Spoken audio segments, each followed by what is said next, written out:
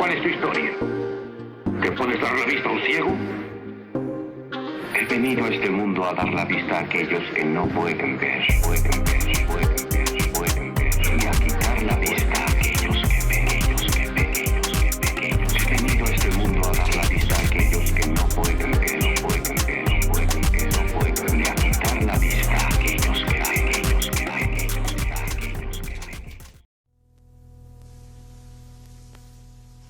Me van a permitir comenzar esta clase rezando la oración compuesta por Santo Tomás y con la que él empezaba sus trabajos intelectuales. Así que por favor les ruego que se pongan de pie.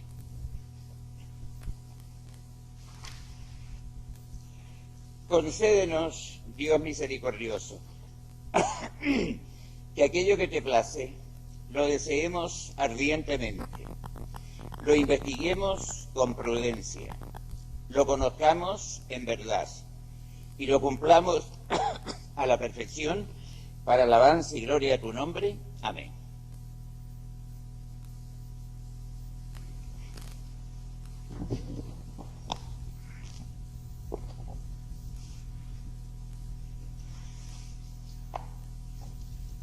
Algunos amigos míos me han pedido por distintos lados si yo pudiera, antes de entrar a la exposición de las pruebas de la existencia de Dios y al estudio de sus propiedades,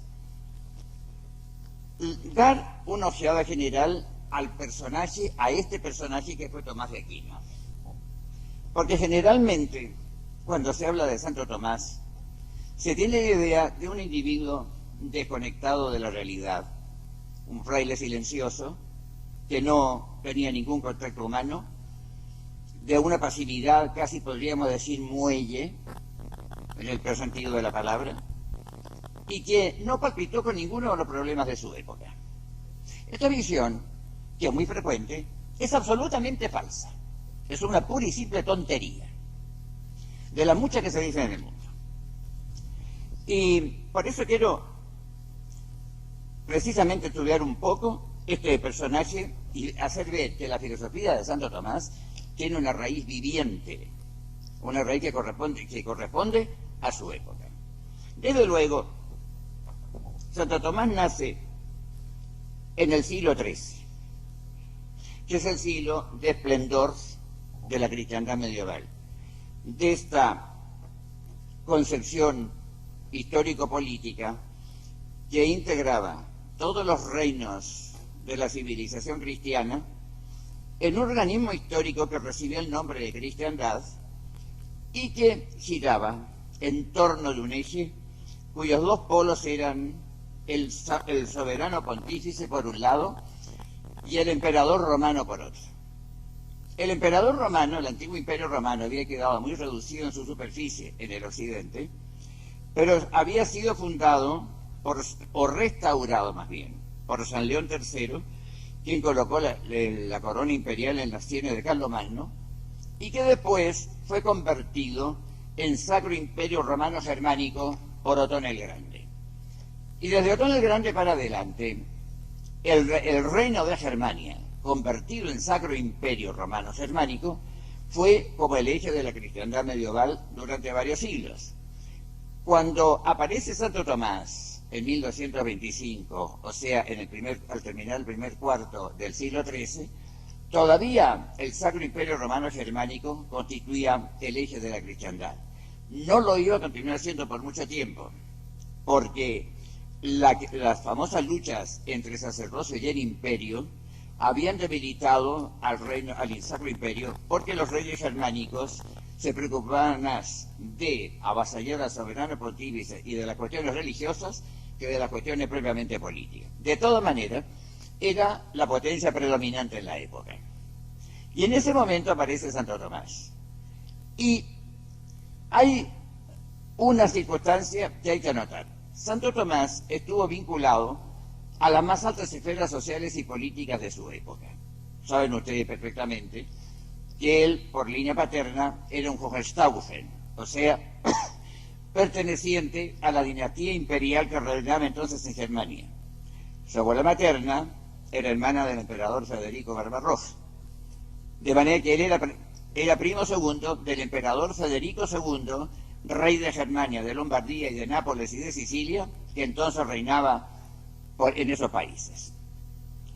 Y por eso Chesterton, cuando quiere analizar la fisonomía personal de Santo Tomás, dice que en él las cuestiones de familia eran los problemas internacionales, o tomándolo por el otro lado, que los problemas internacionales para él eran sus cuestiones de familia, porque la familia estaba realmente en un panorama absolutamente internacional.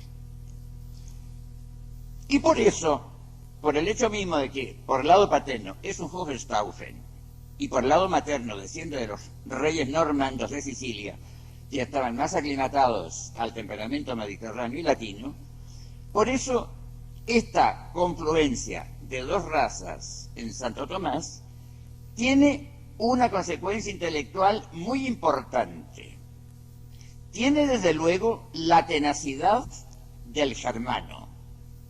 Tiene por otro lado la claridad mental, la rapidez mental del latino.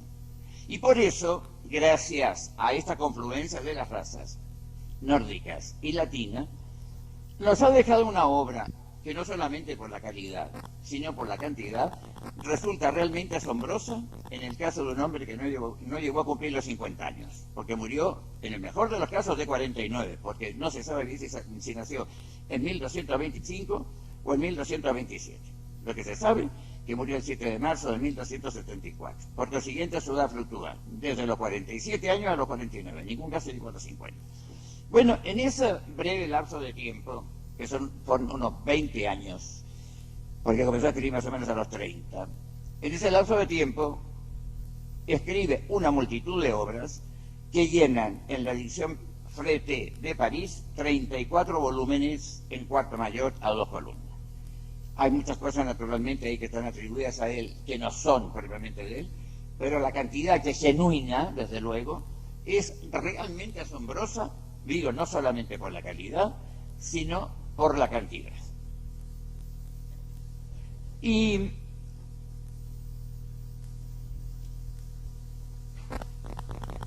en esta época, en el siglo XIII, la filosofía cristiana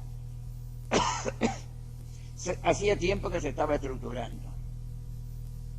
El renacer intelectual de Europa en aquella época, que comienza más o menos con la escuela palatina, el reinado de Carlomagno, fines del siglo VIII y comienzos del siglo IX, Carlomagno murió en 814, ese renacer intelectual no se explica sino por ciertas aportaciones intelectuales que llegaron a Europa por diferentes vías. Desde luego, después de la época apostólica, en la época que se llama patrística, con los padres de la Iglesia, es indudable que el cristianismo se enfrenta, es el dogma revelado, la dogmática cristiana, la revelación cristiana, se va a enfrentar con un pensamiento filosófico extraordinariamente desarrollado, como fue el pensamiento de los filósofos y pensadores griegos de la gran época, sobre todo Platón y Aristóteles.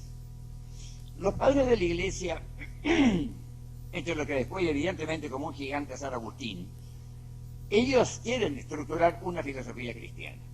Y para realizar esta empresa recurren como pensador a Platón. Platón efectivamente, a primera vista, es un pensador más fácilmente conciliable con la dogmática revelada que Aristóteles.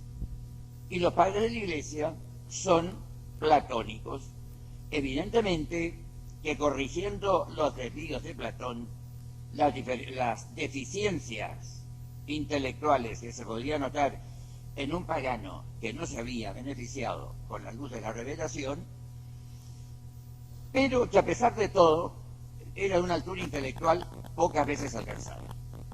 Sin embargo, andando el tiempo, se vio que la filosofía platónica no era el instrumento adecuado para crear una teología, porque en este sentido hay que tener muy claro que la teología no es lo mismo que la fe, que la teología significa la organización racional de los dogmas, es decir, la empresa que va encaminada a constituir con el conjunto de dogmas revelados un corpus doctrinal, un cuerpo doctrinal que tenga consistencia, que se apoye en ciertos principios y que esté sujeto a desarrollo y a progreso como todas las disciplinas científicas meramente humanas. Para esto entonces,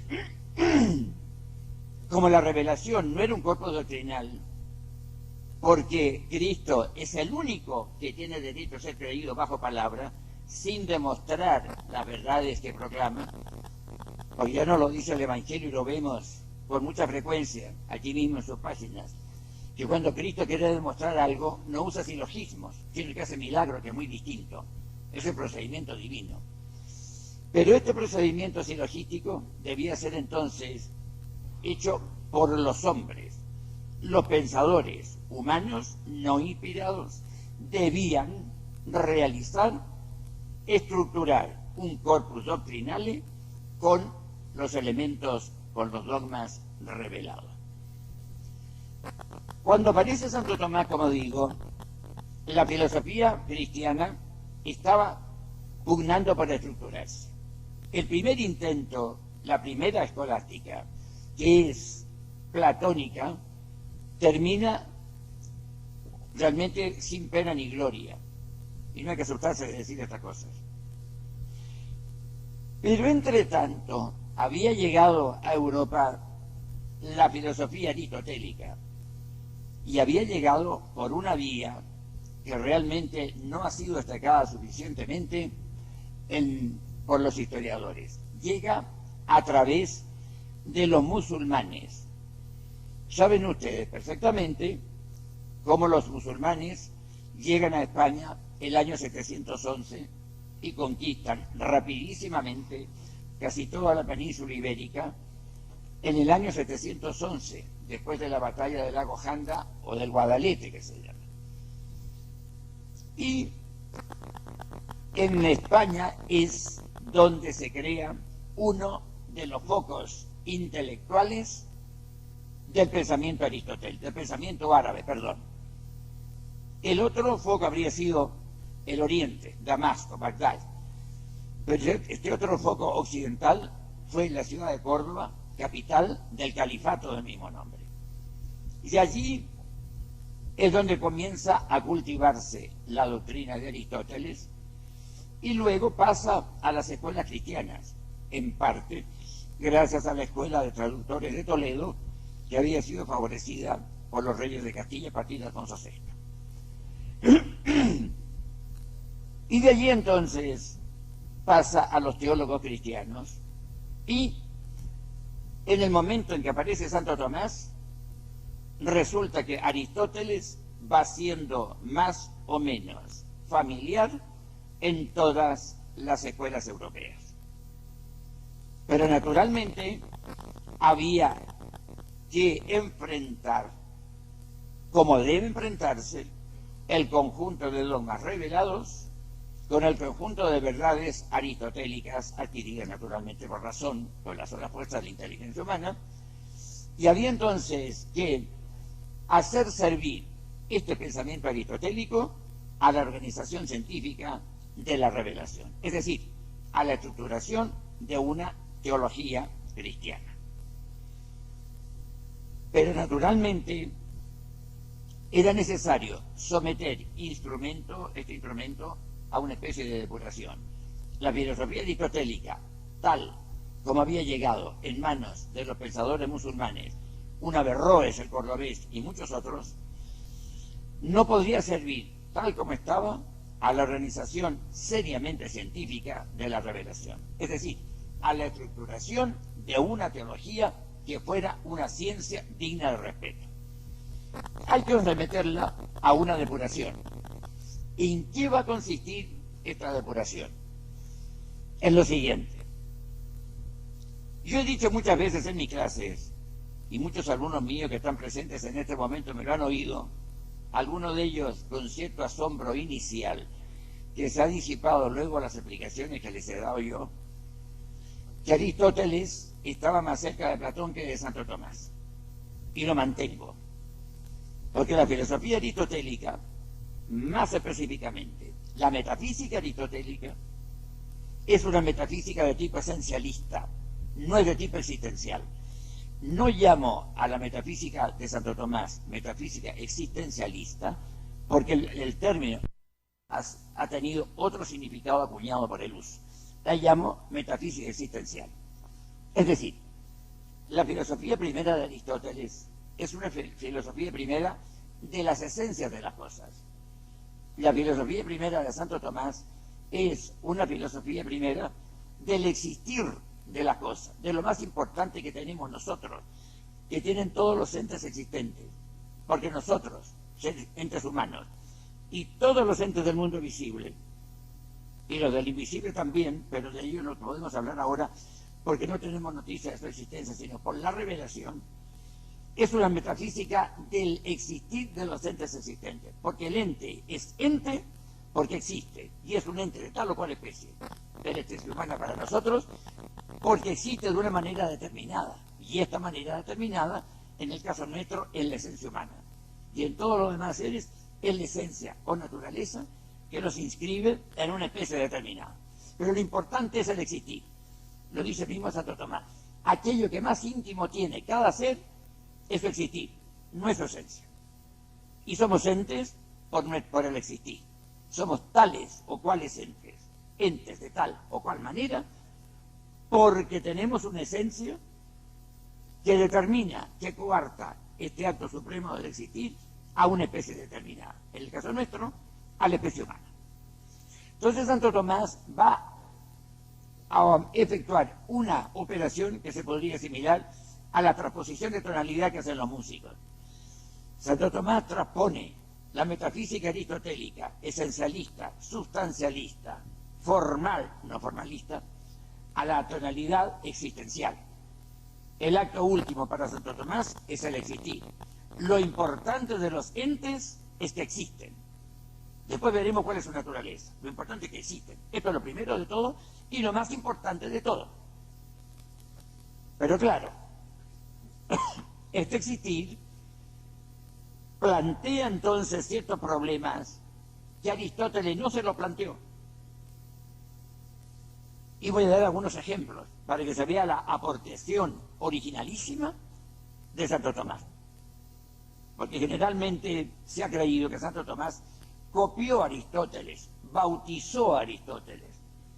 Yo recuerdo que fui muy amigo de un gran filósofo argentino, Nimio de Anquín, que era profesor en la Universidad de Córdoba. Y en cierta ocasión estábamos en España, en Salamanca, y estaban discutiendo precisamente sobre estas relaciones entre Santo Tomás y Aristóteles. Y alguno de los que estaba ahí dijo, con más suficiencia que acierto, que Santo Tomás no había hecho más que bautizar a Aristóteles. Y Nimio de Anquín, que era inteligentísimo, le cogió la palabra. Perfecto, dijo, siempre que al bautismo se le dé su verdadero significado, muerte del hombre viejo y nacimiento del hombre nuevo. Ahí sí, dijo. Evidente. Eso era precisamente. Una cosa absolutamente nueva. Por eso yo tengo que decir, este es mi modo de pensar, y lo mantengo ante quien sea, que yo me estoy cansando cada vez más de esto de filosofía aristotélico-tomista. Hay que hablar de la filosofía tomista, a secas, no con el prefijo aristotélico. Yo creo que esto es mucho más sano y mucho más exacto. De la filosofía tomista. Entonces Santo Tomás tiene que purificar, como digo, la filosofía aristotélica, para que le sirva como instrumento. Porque tal como estaba salida de la mano de Aristóteles, tampoco le servía. Era menos inútil que el platonismo, porque no era nociva, pero era inútil si no se la transponía, como digo, a la tonalidad existencial. Y la prueba está que hay ciertos problemas, ciertos que se plantearon, que se planteó Santo Tomás y que había que planteárselos, que no se los pudo plantear Aristóteles. No por culpa de él, sino se trata de méritos aquí. Se trata del valor objetivo, que es muy distinto. De los méritos nada más que Dios. Por ejemplo, el problema de la creación, que Aristóteles no se lo planteó. la producción de una realidad de la nada suya y de su sujeto, como dice la definición, que produce res nihilo sui, o sea, de su forma, es subiectio, o sea, la materia. Creación de la nada. Jamás se planteó este problema de Aristóteles, porque él implícitamente, y a veces explícitamente también, creía en la eternidad de la materia. Y la materia no es eterna, aunque no haya tenido comienzo, fíjate bien, porque algunos creen que la eternidad consiste en que no haya tenido comienzo. No, la eternidad no es eso. Santo Tomás dice que no se puede demostrar por la razón natural que el mundo haya comenzado. Y sin embargo, él dice que la materia no es eterna. Y el signo de que la materia no es eterna es que está sujeta a cambios, a mutaciones, a alteraciones. Aunque no haya tenido comienzo en el tiempo, ni vaya a tener término en el tiempo, no puede ser eterna porque se mueve. Y la eternidad, como lo definió en definición inmortal Boecio, es la posesión plena y perfecta de una vida interminable, de una vida, no una simple existencia, de una vida. Y como dice Santo Tomás, el vivir en los vivientes es su existir. Primer problema que no se planteó Aristóteles. Segundo problema, el problema de la personalidad humana, digamos, el problema de la hipóstasis mejor, que en el caso de los hombres es un problema de personalidad, porque somos hipóstasis racionales, y las hipóstasis racionales, en cuanto somos racionales, recibimos el nombre de personas. Tampoco se lo planteó porque tampoco podía, porque carecía de las luces de revelación. Pero había que planteárselo. Para Aristóteles era idéntica la naturaleza individual con la personalidad. Para nosotros no puede ser idéntica, porque resulta que hay una naturaleza humana individual, la más absolutamente perfecta de todas, que es la naturaleza de Cristo, que no es persona. Porque en Cristo, como lo dice el dogma de la Encarnación, hay una sola persona, que es la persona del Verbo, la persona divina del Verbo, que suscita en dos naturalezas, la divina y la humana. Luego, la naturaleza humana de Cristo, perfectísima como naturaleza humana, la más perfecta que desde lejos puede haber existido, que decía la personalidad humana. Luego, había que estructurar otra definición de persona distinta de lo que era la naturaleza individual. Este es el segundo problema que Aristóteles no se planteó. Y estos dos problemas son fundamentales, porque estos dos problemas precisamente atañen a la contingencia nuestra, porque si nosotros hacemos una filosofía de las esencias, jamás nos vamos a poder plantear el problema de la contingencia de los entes existentes, porque las esencias, como lo dijo mismo Aristóteles, son eternas, inmutables, necesarias e indivisibles. Pero eso son las esencias. Resulta que las personas y los entes existentes no somos necesarios, sino que somos contingentes. No somos eternos, sino que somos temporales. No somos indivisibles, sino que somos divisibles. De manera que entonces estos entes existentes, los que están dotados de esta facultad última, de este acto último, de esta perfección última, que es puramente perfección, que es el existir, son contingentes, y el pensamiento antiguo no pudo, es decir, no se planteó este problema del existir. Y esto es muy importante. Por eso yo creo que sobre el problema de la distinción real entre la esencia y la existencia, que se plantea en el pensamiento tomista y en todo el pensamiento occidental a partir de los grandes escolásticos, es un problema extraordinariamente importante. Con razón, un gran teólogo español de este siglo, Norberto del Prado, que tiene una monografía monumental sobre la esencia del existir, es decir, sobre la distinción real entre la esencia y el existir, dice que es la verdad fundamental de la filosofía cristiana. Y así se llama la monografía de Veritate Fundamentali Filosofía Cristiana. Bueno, estos problemas se los planteó Santo Tomás. Como ven ustedes, el problema importantísimo, el problema de la personalidad humana, el problema de la distinción real entre la esencia y el existir, y el problema de la creación, estos son problemas fundamentales, son la base inconmovible del pensamiento tomista, de lo cual Aristóteles no tuvo ninguna sospecha. Vuelvo a decir que no significa enrostrar a Aristóteles esto, ni mucho menos vituperarlo. Se dirá que no tenía la luz de la revelación, evidente, pero como también he hecho yo en mi clase muchas veces la comparación, es mejor subir una cuesta de día que de noche, y se sube mejor. No es porque la luz dé fuerzas, la luz ilumina, pero no da fuerzas. Eso fue lo que hizo la luz de la revelación con Santo Tomás. Lo iluminó, pero no le dio fuerzas. Él empleó las fuerzas naturales de su inteligencia humana.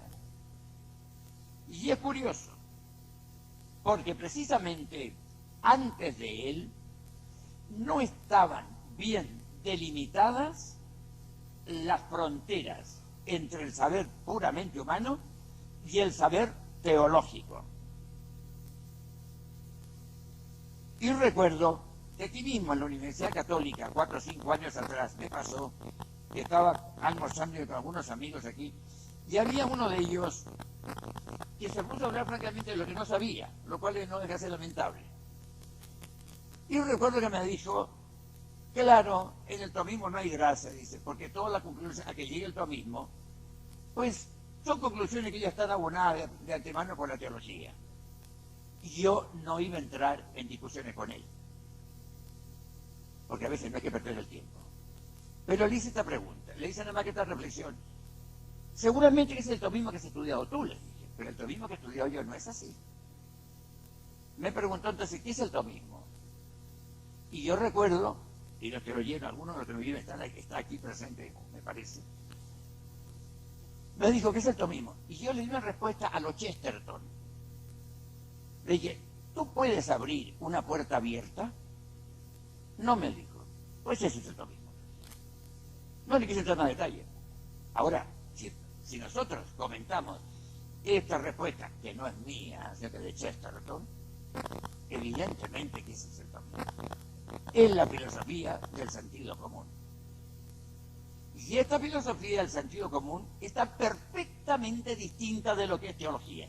Santo Tomás evidentemente es un teólogo, por encima de todo, y un teólogo en el sentido más pleno de la palabra, que es el místico, porque el único teólogo auténtico, el teólogo en sentido pleno de la palabra, es el místico.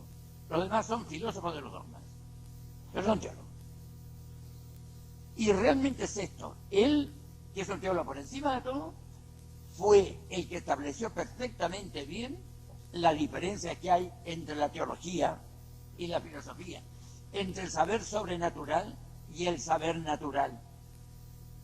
Y muchos creen que el Santo Tomás es puramente teólogo, o que cuando se habla del tomismo se habla de religión. Por lo demás, para refutar esta doctrina, es absolutamente errónea.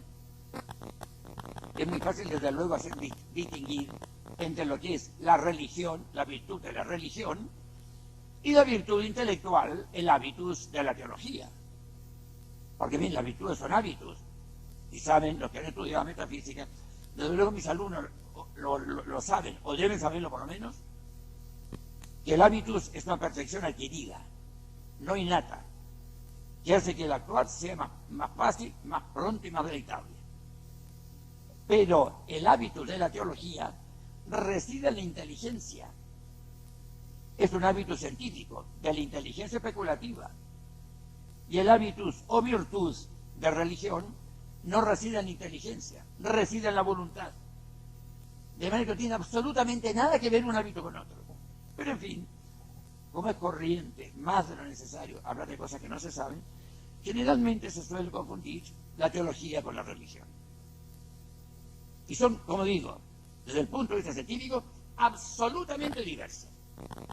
Porque hay los hábitos de la inteligencia especulativa y de la inteligencia práctica, y los hábitos de la voluntad. La religión pertenece a los hábitos voluntarios. El hábito de la filosofía y la teología pertenecen a la inteligencia especulativa, ni siquiera práctica. Resulta entonces, como digo, que el pensamiento tomista es teológico, pero es también filosófico. Y cuando Santo Tomás quiere demostrar, y lo logra, la existencia de Dios, no recurre absolutamente para nada a la revelación. Basta abrir las páginas de la Suma Teológica o de la Suma Contragentes para darse cuenta del cuidado, del esmero con que Santo Tomás va actuando en el sentido de demostrar la existencia de Dios.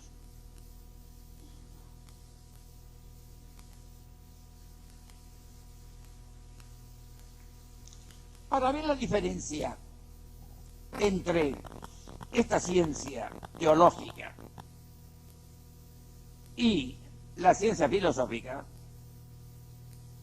tenemos que ver la formulación a que se recurre cuando se quieren expresar conclusiones científicas. Las disciplinas científicas, incluso la teología, recurren a esta forma de demostración que se llama el silogismo, que es una manera de razonamiento o de raciocinio deductivo. Y aquí también tengo que entrar en ciertos detalles, porque generalmente se da como modos de conocimiento científico el método deductivo y el método inductivo. Yo no estoy de acuerdo con eso. Que lo dicen muchos autores, pues quiere decir que con muchos autores no estoy de acuerdo. No existe más que un solo método científico, que es la deducción, el silogismo, y no hay otro. La inducción es un método precientífico. Por la inducción nosotros obtenemos los primeros principios de los cuales debe partir toda ciencia. Pero los primeros principios no se conocen por deducción, se conocen por inducción. Tampoco están innatos en nuestra mente. Lo de las ideas innatas es pura quimera. Nosotros tenemos las ideas adquiridas, no innatas. Bueno, el método deductivo tiene como expresión perfecta, como decimos, el silogismo. Y hay entonces una diferencia fundamental entre el silogismo teológico y el silogismo científico en general y el filosófico en especial. Preocupémonos aquí únicamente del silogismo filosófico. Todos ustedes saben, voy a entrar, parecen cosas un poco pedestres, pero en fin, no hay más remedio, que el silogismo consta de 3 proposiciones. Las 2 primeras, que llevan el nombre de premisas, en la polémica ecológica se conocían con el nombre de antecedente. La proposición tercera, que lleva el nombre de conclusión, en las discusiones escolásticas se conocía el nombre de consecuente. Y la relación entre el antecedente, o sea, las 2 premisas, y el consecuente, o sea, la conclusión, se llamaba consecuencia. En el silogismo filosófico, las 2, es decir, las 3 proposiciones, pero basta con insistir en las 2 primeras, nada más, las 2 premisas, son de razón natural. La revelación no tiene absolutamente nada que ver ahí.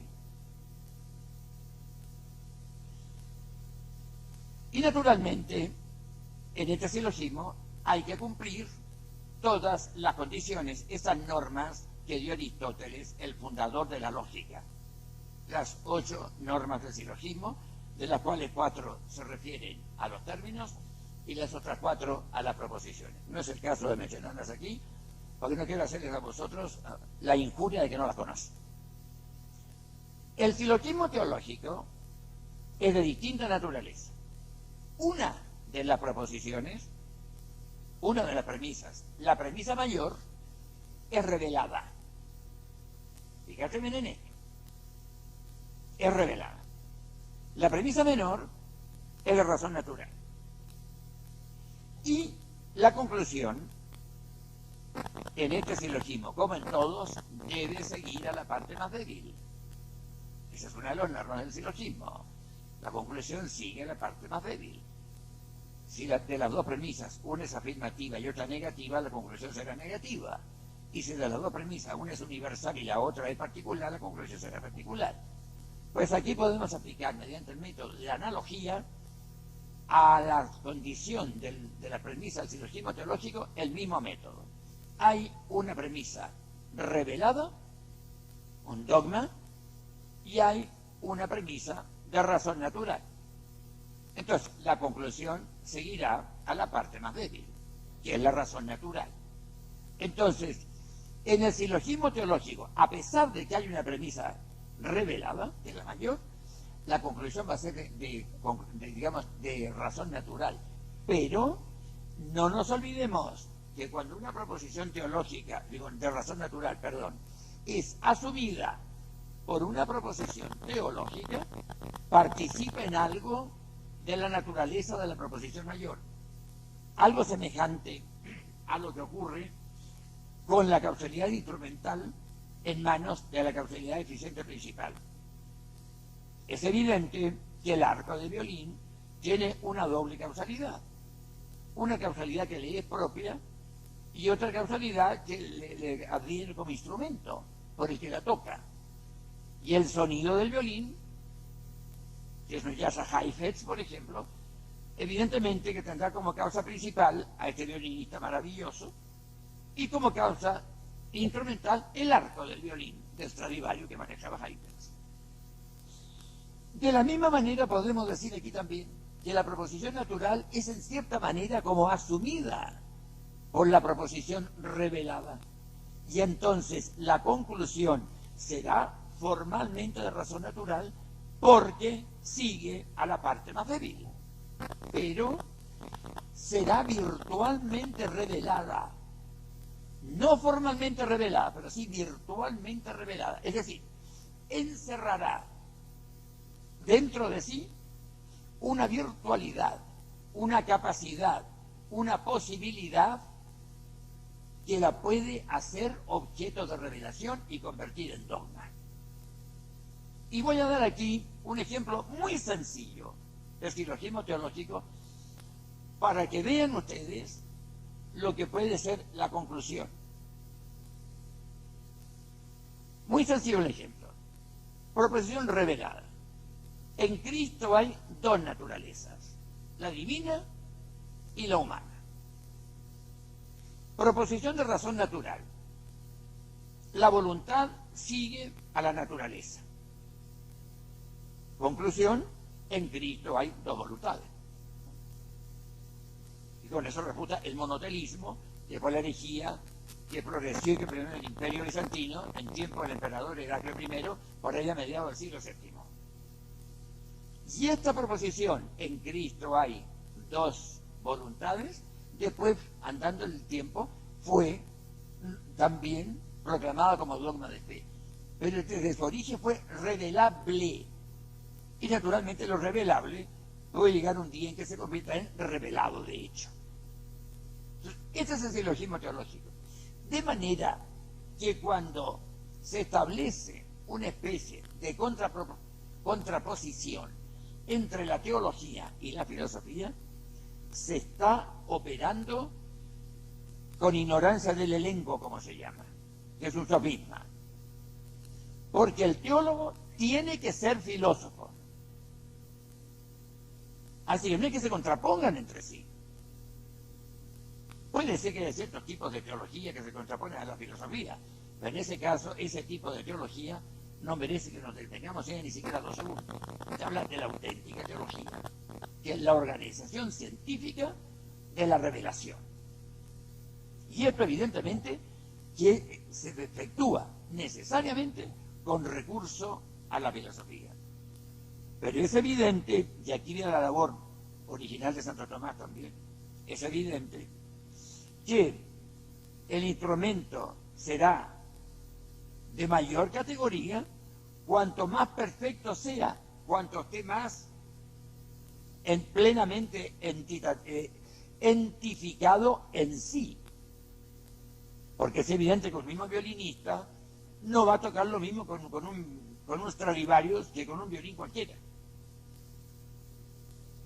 Que el instrumento tiene su causalidad, evidente, pero que también es importante que esté en manos del que lo maneja y el que lo maneja también tenga categoría.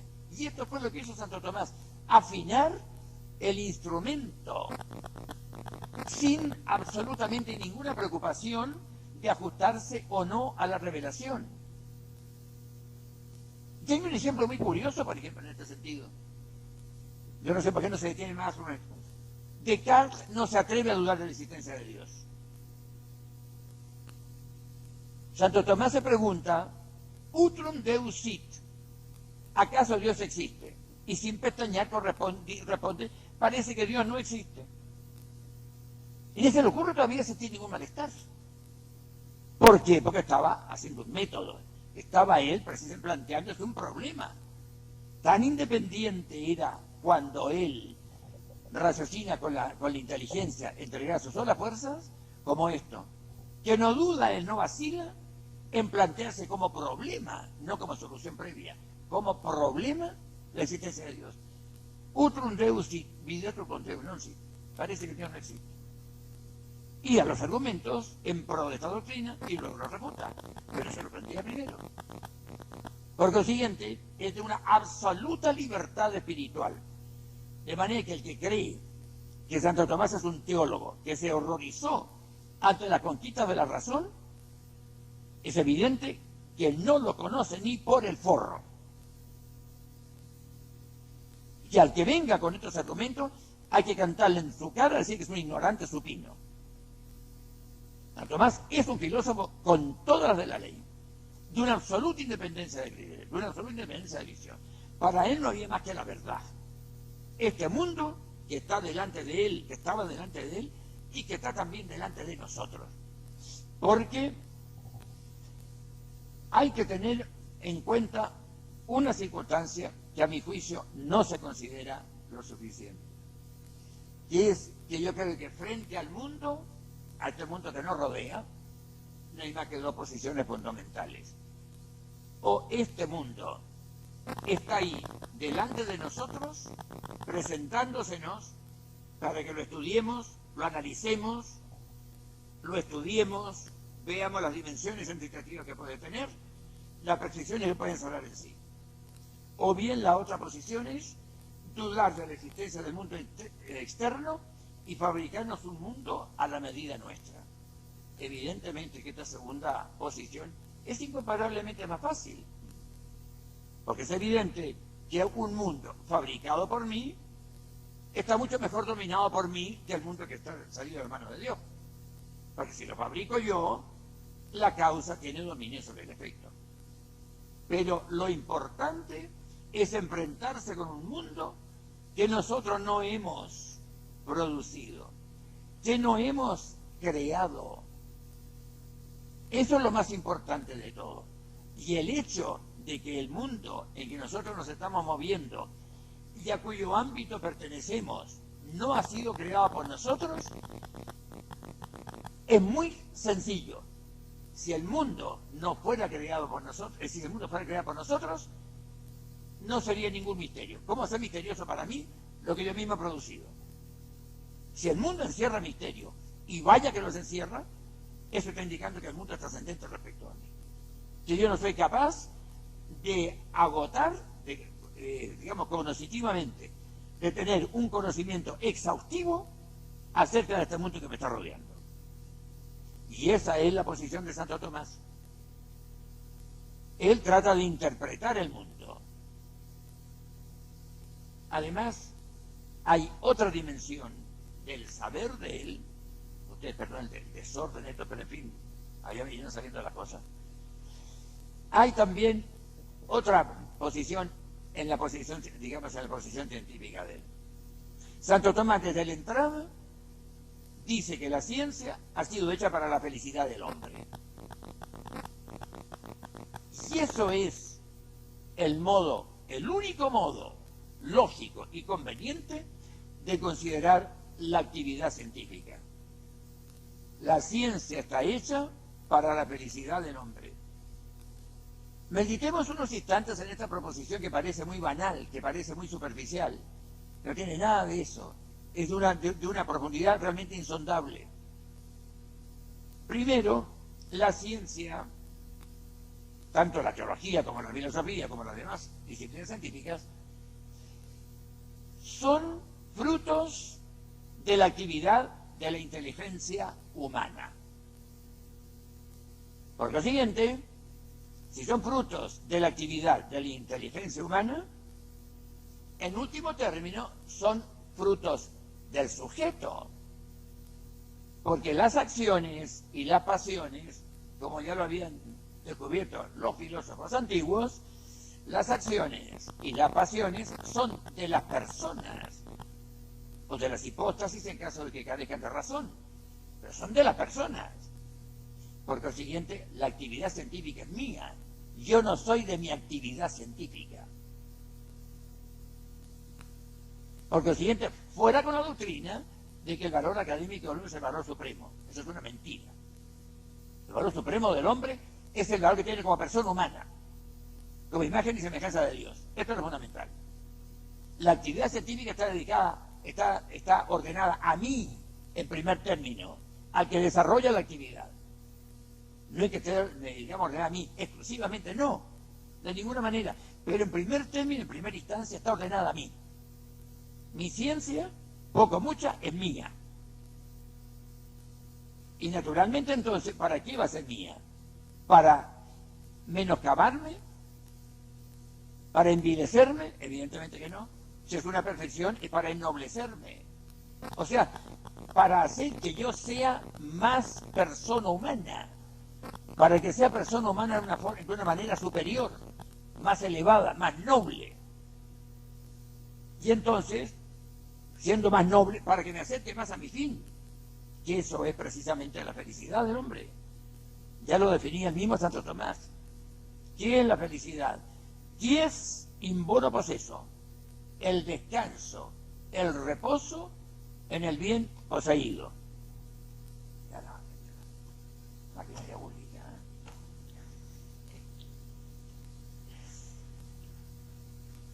El descanso en el bien poseído, esa es la felicidad. Y como yo tengo que ordenarme a mi fin, y en cuanto me ordeno a mi fin, me ordeno al bien supremo, la ciencia está hecha para eso, para que yo contribuye a que yo pueda poseer el bien, acercarme a mi fin y unirme con él, como el efecto se une a su causa, como la criatura se une a su creador.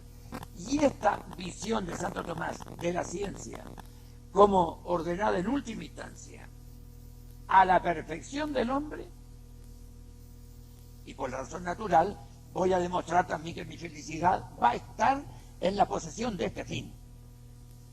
Y aquí corroboro lo que se dice en la Escritura: omnia pro persemetintum operatus et dominos. El Señor lo ha operado todo para sí mismo.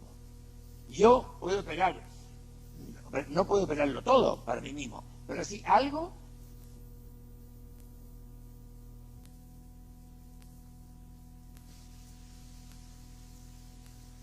Yo puedo operar, no puedo operarlo todo para mí mismo, pero sí algo para mí mismo en primera instancia. Pero en instancia definitiva, someterlo todo a Dios. Y aquí también es bueno poner en paralelo con esta conclusión el texto de San Pablo, cuando establece la jerarquía entre los seres: omnia vestra sunt, vos autem Christi, Christus autem Dei. Todas las cosas son vuestras. Vosotros sois de Cristo y Cristo es de Dios. Y esa es la visión auténtica de la ciencia. Y entonces aquí queda, en cierta manera, resuelto un problema que se ha planteado en las últimas décadas. Hoy día se habla de décadas, están de moda las décadas hoy día. Antes hablaba de los años, hoy se habla de décadas. Bien. Tal vez será algún resabio de los revolucionarios del 89 que hablan de décadas. Monsieur Marat o Monsieur Robespierre, cualquiera de ellos. Bueno, se habló del problema de la filosofía cristiana. ¿Existe o no existe la filosofía cristiana? Bueno, y aquí está planteado precisamente por estas relaciones entre la filosofía y la teología. Porque parece que entre la filosofía, cuya forma silogística es puramente natural, y la teología, cuya fórmula silogística es mixta de sobrenaturalidad y naturalidad, parecería que no queda hueco para la filosofía cristiana. Y en realidad así es, no queda hueco. Pero sin embargo, hay que precisar en qué sentido se puede hablar de filosofía cristiana. La primera cualidad de la filosofía es que sea filosófica. Y en esto no hay discusión ninguna. Como la primera cualidad de la teología es que sea teológica. Y la de la economía es que sea económica. ¿En qué sentido entonces se puede hablar de una filosofía cristiana? ¿La filosofía de Santo Tomás es cristiana o no es cristiana? Se puede hablar en un sentido, por decirlo así, material, que no se tome este calificativo de material en el sentido vulgar y corriente de la materia visible, sino en el sentido de potencialidad. En filosofía, la materia es un género de potencia, por oposición a la forma, que es un género de acto. Existe la filosofía cristiana por parte del sujeto que filosofa y por parte también del objeto material de la filosofía, no del objeto formal. Y hay que ver aquí, para esto hay que entrar en una distinción entre los distintos objetos de la ciencia. Sabemos que toda ciencia tiene un doble objeto, que es el objeto material y el objeto formal. El objeto material son las realidades sobre las cuales recae el estudio que voy a emprender y desarrollar yo. El objeto formal también es doble. Hay un objeto formal motivo y un objeto formal terminativo. O sea, el objeto formal terminativo va a ser el aspecto bajo el cual yo voy a considerar la realidad que estoy estudiando. Porque puede ser, por ejemplo, que el psicólogo, yo hablo del que hace psicología racional, de la otra no me preocupa, ni pienso preocuparme tampoco. Esto lo declaro. El psicólogo estudia al hombre en su esencia. Como animal racional, estudia sus potencias cognitivas y apetitivas, su entidad primero, su composición de cuerpo y alma, de materia prima orgánica que es el cuerpo, de forma sustancial espiritual que es el alma, de su capacidad de enriquecerse con hábitos, etcétera, etcétera, etcétera. Pero puede venir, por ejemplo, algún otro que estudie el hombre, este mismo hombre que estudia el antropólogo, que lo estudie en cuanto es capaz de libertad, en cuanto es dueño de sus actos. Y entonces es un aspecto distinto. Por el primer aspecto lo estudia el antropólogo, la esencia del hombre. El hombre en cuanto al libro estudia el moralista o el ético, el filósofo moralista. Es el mismo objeto material, el ente humano. Son dos aspectos distintos del ente humano. Uno, su composición entitativa, esencial, mejor dicho, de cuerpo o materia prima y alma espiritual o forma sustancial. Y el del ético, en cambio, es su capacidad de libertad. Este compuesto de materia prima y forma sustancial espiritual es capaz de adueñarse de sus actos y de autodeterminarse. El objeto material, como les vuelvo a decir, es el mismo, pero el objeto formal es distinto. Y además hay entonces lo que llaman el objeto formal motivo, que es el grado de atracción, la luz espiritual a que someto yo el objeto material para descubrir allí los aspectos formales. Resulta entonces que en el problema, en la filosofía cristiana, la filosofía es formalmente filosófica, pero por el objeto material puede haber una filosofía cristiana. En este sentido, yo puedo estudiar temas que me han sido revelados, que yo no he sido capaz de conocer por razón natural. Los temas, pero no los voy a estudiar en cuanto revelados. No voy yo a recurrir a los datos de la revelación o a la luz de la revelación, que es el hábito de la fe. No. Yo los voy a estudiar con mis solas fuerzas naturales. Entonces yo puedo estudiar filosóficamente una verdad revelada, y esto lo llama una filosofía cristiana. Formalmente esta actividad filosófica es filosófica, pero materialmente es cristiana. ¿Por qué? Porque los dogmas, las verdades que superan mi inteligencia humana, yo no la puedo conocer con las solas fuerzas de la inteligencia humana, porque sea una contradicción adyecto. Conocer yo con mis solas fuerzas intelectuales algo que supera mis fuerzas intelectuales. Por otro lado, hay una filosofía cristiana por parte del sujeto, en el sentido de que el sujeto que filosofa es cristiano. Y ahí hay una aportación, no un aporte, la palabra es aportación, una aportación subjetiva del cristianismo, porque evidentemente que el que filosofa, siendo un cristiano, no solamente en teoría, sino en práctica, puede filosofar con muchísimo más libertad. ¿Por qué? Porque precisamente una de las condiciones que requiere el intelectual auténtico es que sus pasiones estén en paz, en que la razón inferior esté sometida a la razón superior, en que la razón inferior no venga a obstaculizar la razón superior. Por algo, Santa Teresa de Jesús hablaba de la imaginación como de la loca de la casa,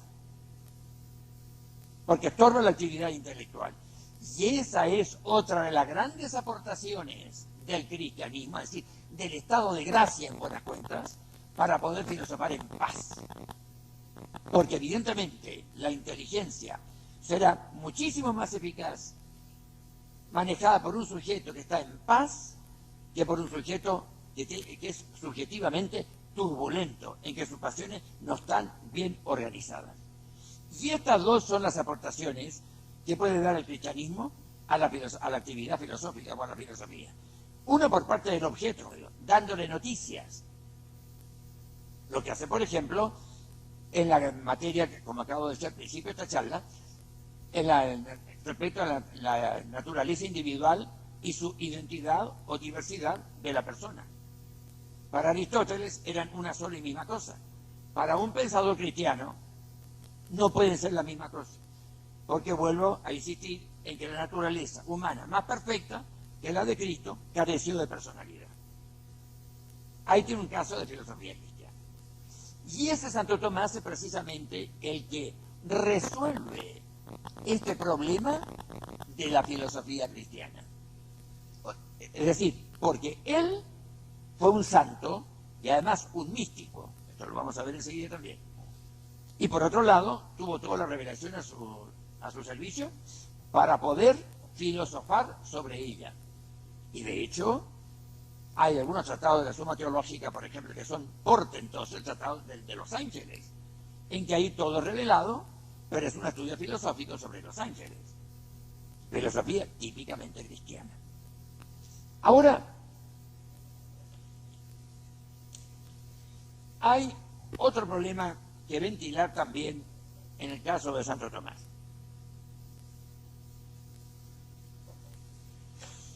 ¿Qué es lo que se llama un teólogo? Porque se habla mucho de teología, a diestra y a siniestra, más a siniestra que a diestra, desgraciadamente, pero no se sabe a punto fijo en qué consiste la teología. Como digo, es el habitus, empleo la palabra habitus en latín, porque al emplear la palabra hábito se puede referir a este hábito, al hábito predicamental. Y se trata del hábito cualitativo, de la primera especie de cualidad.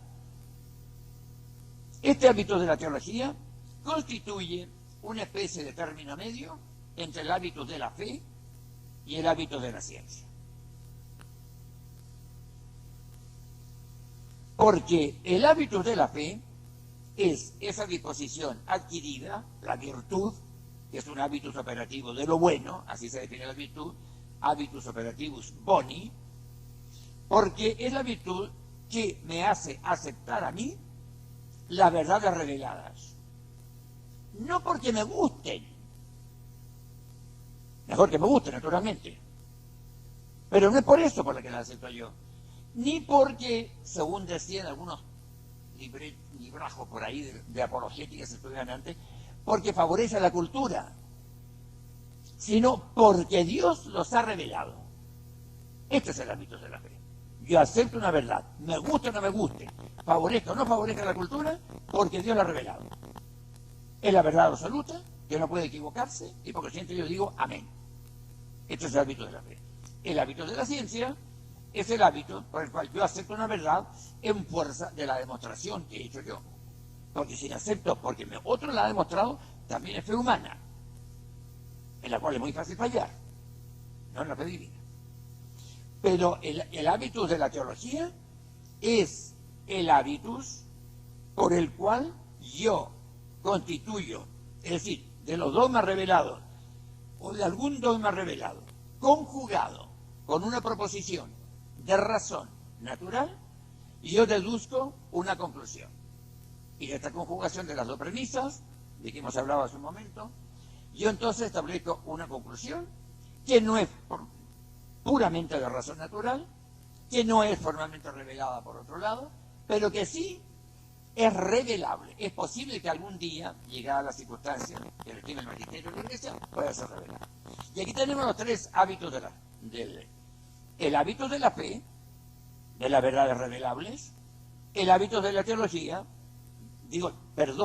la virtud de la fe, de las verdades reveladas. Digo una tontería ese momento.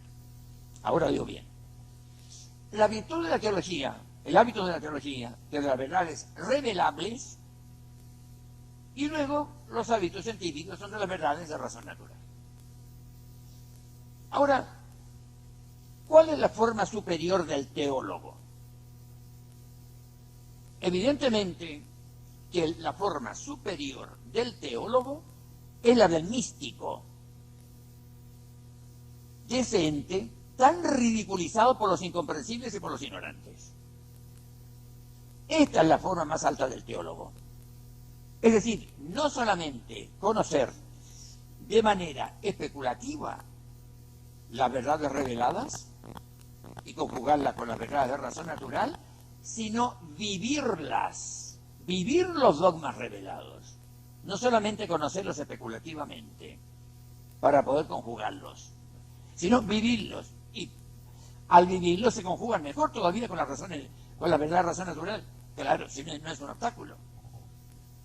Y de ahí viene, por ejemplo, que el mismo Santo Tomás de Aquino, cuando habla, dice, de las maneras que se puede conocer la virtud, dice, hay dos maneras, dice él, de conocer la caridad.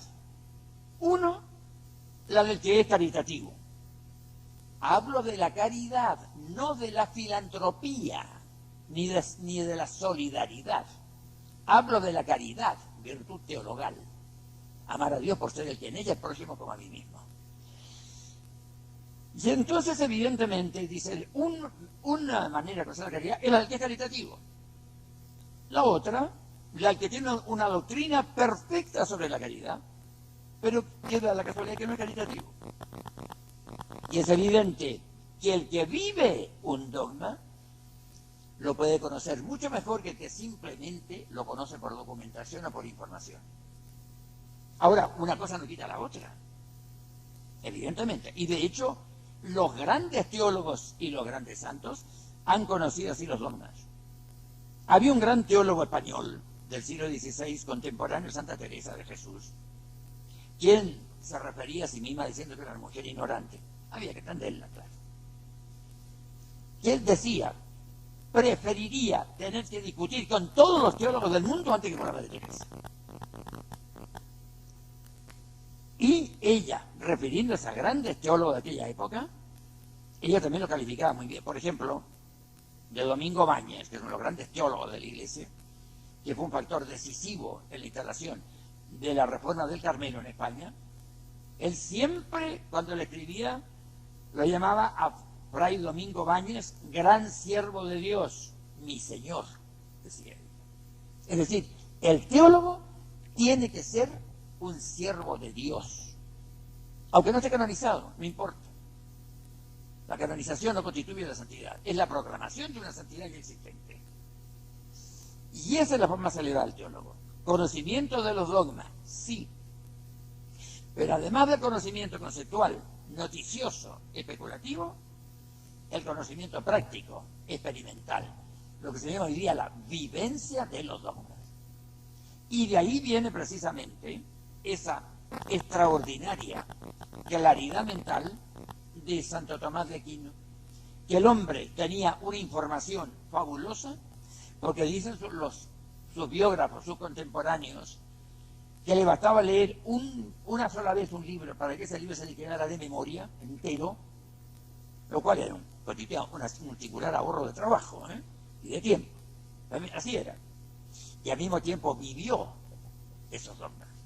Y de ahí viene precisamente la característica de su doctrina, y de ahí viene la tranquilidad con que pone, no digo en duda, pero sí en duda metódica, por método, por procedimiento científico, por especulación, la existencia de Dios.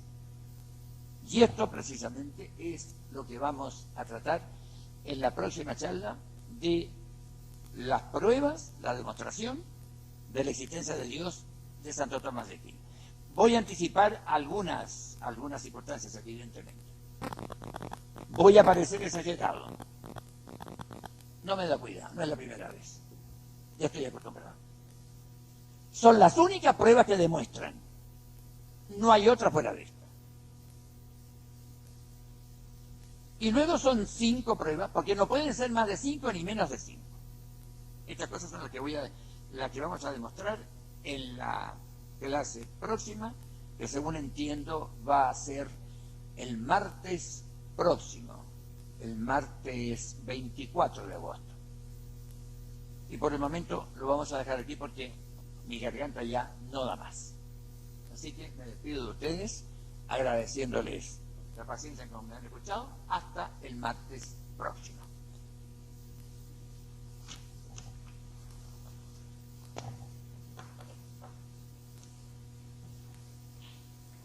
Hasta aquí.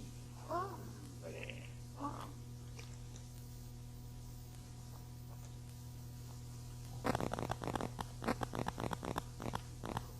¿Cómo? ¿Cuál es tu historia? ¿Que puedes dar la vista a un ciego? He venido a este mundo a dar la vista a aquellos que no pueden ver.